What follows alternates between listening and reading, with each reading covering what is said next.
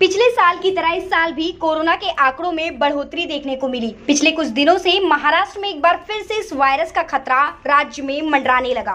कहीं न कहीं इसका कारण है राजनीतिक रैलियां, लोगों की भीड़, सावधानियां बरतने में लापरवाही और इन सब की वजह से कोरोना जैसे जिद्दी वायरस को बढ़ावा मिल गया और आंकड़े आसमान छूने लगे, जिसे देखते हुए शासन प्रशासन द्वारा कई कड़े प्रतिबंध पिछले साल की तरह इस बार भी लगाया गया, जैसे नाइट कर्फ्यू, स्कूलों को बंद करना, दुकानों को लेकर समय में बदलाव और कई चीजों पर रोक लगाई गई। ये सब करना जरूरी था क्योंकि जिद्दी कोरोना ने हाल बेहाल करके रखा है। इन सब प्रतिबंधों का जनता ने सहयोग भी किया और रिजल्ट सभी के सामने है। पिछले 3 दिनों से अगर बात करें मुंबई की, तो मुंबई में कोरोना के आंकड़ों में कमी देखने को मिली, पर इन सब से जनता पर काफी असर पड़ा है। कोरोना की तेज रफ्तार का असर शहर की आर्थिक सेहत पर पड़ा है। रोजी रोटी के संसाधन तो संकुचित हो ही गए हैं। कोविड संक्रमण की पहली और दूसरी लहर ने तो कईयों के परिवार को ही निगल लिया। जागरूकता की कमी, कमजोर मेडिकल इंफ्रास्ट्रक्चर और लाचार स्वास्थ्य व्यवस्था के कारण हो रही मौतों से भय का वातावरण बन गया था। नतीजन तीसरी लहर में बिना लॉकडाउन लगाए ही लोग काफी भयभीत दिख रहे हैं। आखिर उन्होंने इतना कुछ झेल जो लिया है। खैर, अब मेडिकल इंफ्रास्ट्रक्चर की बात की जाए तो अब 80% से ज्यादा बेड्स आपको खाली मिल जाएंगे। लेकिन ये बात भी गलत नहीं है कि कोरोना के नाम पर लूट भी काफी मची है।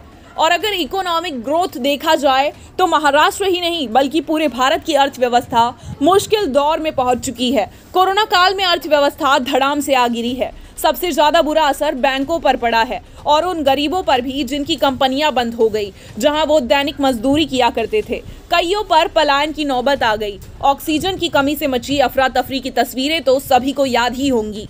कोरोना ने वो सारी परिस्थितियां दिखा दी जो हमने और आपने कभी सोची भी ना होगी। खैर, इन सब चीज़ों के बीच में आम आदमी सवाल ये उठाता है कि आखिर इन सारी परिस्थितियों के बीच वह कहाँ खड़ा है, क्योंकि अस्पताल की खटिया भी अगर उसे लेनी होती है तो दर दर भटकना पड़ता है, कईयों को फ़ोन मिलाना पड़ता है। तो कहीं जुग जुगाड़ से अगर मिल भी जाएगी एक खटिया तो ओमिक्रॉन प्लस है कि डेल्टा प्लस, कि डेल्टा या साधारण कोरोना या छोटा सा वेरिएंट मिला है और अब छोटी सी ही बीमारी में 7 दिन गुजारना पड़ेगा। घर में क्वारंटाइन रहना या घर के बाहर, ये सब तय हम नहीं बल्कि हमारे कुछ लोग करते हैं जो खुद को जिम्मेदार मानते हैं और खुद को ये कहते हैं कि हम ज़्यादा बुद्धिजीवी हैं और हमने तय किए नियम जो हैं उसे आपको पालना पड़ेगा, वरना गुनाह दाखिल हो जाएगा। आपके घर परिवार जितना परेशान है उससे 2 गुना परेशान हो जाएंगे। खैर, वो सब नहीं करना है।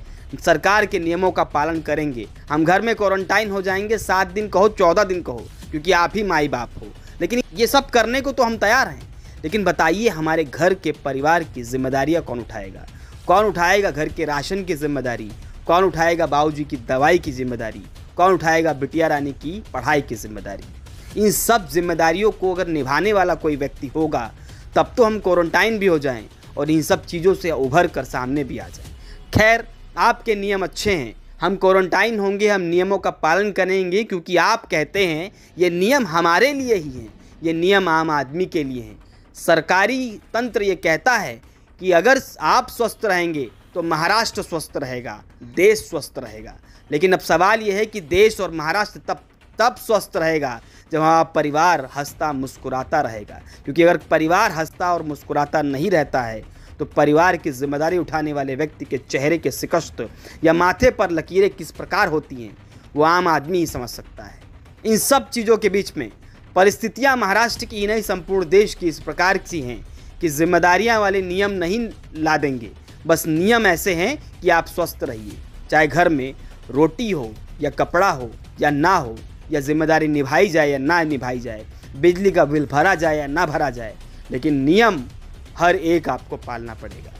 इन सब चीज़ों के बीच में सरकारी तंत्र सिर्फ नियमों को लादने में पड़ा है, लेकिन जिम्मेदारी कैसे निभाई जाए, आम आदमी कैसे खड़ा हो, इसके लिए नए नियम कब आएंगे, इसका इंतज़ार आम आदमी टकटकी लगा कर रहा है।